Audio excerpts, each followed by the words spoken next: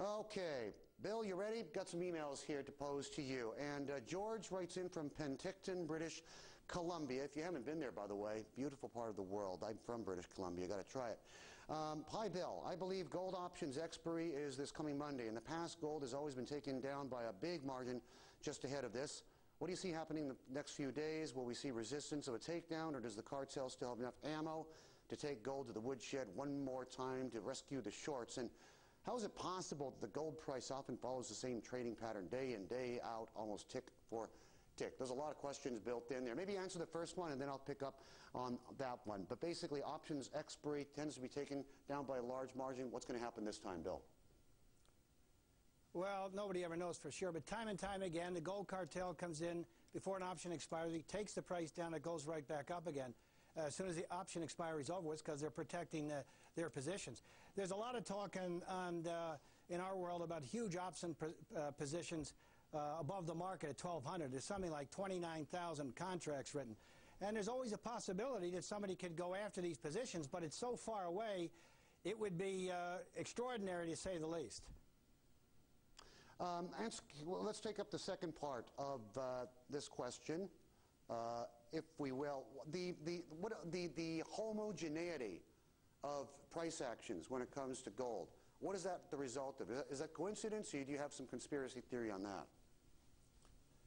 Well, it's been pretty obvious, but the gold cartel's been getting stuff lately. There was Plan A, where London traders would sell gold after they went to work in London. Plan B, after the London fix, when the physical price was done for the day. And until the last 3 or 4 weeks, they would sell in the access market, which is very lightly traded, to take the price down. But the last like 18 or 19 out of 20 days or 21 days, it's gone up in this access market, which is used to influence the price action. So we think that gold is in play. We've called them the new buyers. It's big money moving in. The little guys still can't spell gold yet in general, although that's just starting. And the gold cartel, as I mentioned earlier, they're in trouble. Vic writes in, and you have answered it, what he's posing to you in bits and pieces throughout our conversation here. But just to, maybe we can go back to basics here. He says, Bill hasn't explained exactly why governments are suppressing. What purpose would it serve them to do that? And if the price does spike, what are the ramifications of the global economy? Can you give it another go here for Vic? Maybe boil it down? Maybe he wasn't listening to the first part. Yeah, because it's actually very simple. I mean, it's to make the dollar stronger than it is, keep interest rates lower than it would be, keep confidence in the United States, because when gold goes up, people get concerned about that. Lawrence Summers, who followed Robert Rubin as Treasury Secretary, wrote a paper at Harvard called Gibson's Paradox and the Gold Standard, and he showed in this paper the relationship between gold and interest rates. Keep gold down, it helps to keep interest rates down. And that's what they've done. I mean, again, as I mentioned, what happens if the price were to go up $150 tomorrow, there'd be hysteria.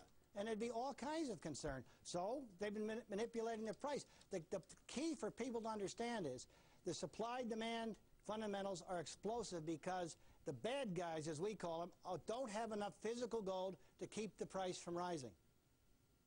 Here's a question from Raj, who writes in, and we're going to bring in white metals from this. Recognizing and realizing, Bill, that we're talking about gold, really focused on gold here, but from the GATA standpoint, in which order would the best investment potential come for the three metals when you include gold, silver, and platinum? You know, when I look at the trajectory for gold, platinum, which usually commands a certain X% premium over the yellow metal, has not kept pace there. A lot of people have been telling me at the the fundamentalists, for better or worse, have been telling me that palladium and platinum have a lot more punch left in it than gold. Well, actually, gold and platinum used to trade about the same, and last time I looked, platinum was over $1,400 an ounce. I would say silver is the surprise play coming. J.P. Morgan Chase, in the biggest concentrated short position in history, is short something like 40,000 contracts. I've been to the CFTC. We don't know how they can allow this to stand. Who are they short for? The hedgers are covering in the gold market, been covering in silver. Who are those guys? Nobody asked. That position is very vulnerable, and silver could explode at any time. So the direction of gold, to finish it up here, Bill, the direction is unassailable. It cannot. It's taken on a life of its own. and there's no way to derail it. There's nothing that can be done policy-wise. There's nothing that can be done on a governmental level, central bank level, that's going to change the course of history in the making. I don't think so. Of course, anything can happen in a very, very short term, especially after they listen to this. But what I would like to say, in wrapping up from my end, my colleague Chris Powell just gave a speech in Munich that's fabulous, that lays out a lot of the stuff that we presented. It's all of the public record. And they can go to www.gata.org, G-A-T.org, and they can look up his speech. All you have to do to realize what has happened is to read Chris's speech. www.gata.org, not .com, right? Just want to make sure we're steering people to the right place. Yeah, no, .org. Okay. Why do you do this, Bill? Why have you been trumpeting this? And you've been a very, GATA's been a very lone voice against overwhelming skepticism for, years and years and years. Why do you do it? Well, one, we were right. We just stumbled into it. And first of all, as I mentioned, I realized what was going to happen because of what they were doing. And it's a tragedy. That's why we put this ad in the Wall Street Journal. $264,000. We said it was going to lead to catastrophic excess and so on. And that's exactly what's happened in this country because they rigged the gold price. Bill, you take good care. Have a great rest of your evening there. We'll catch up in a few months' time and do another check. Onward gold. Let's hear it for gold. And Bill Murphy from GATA.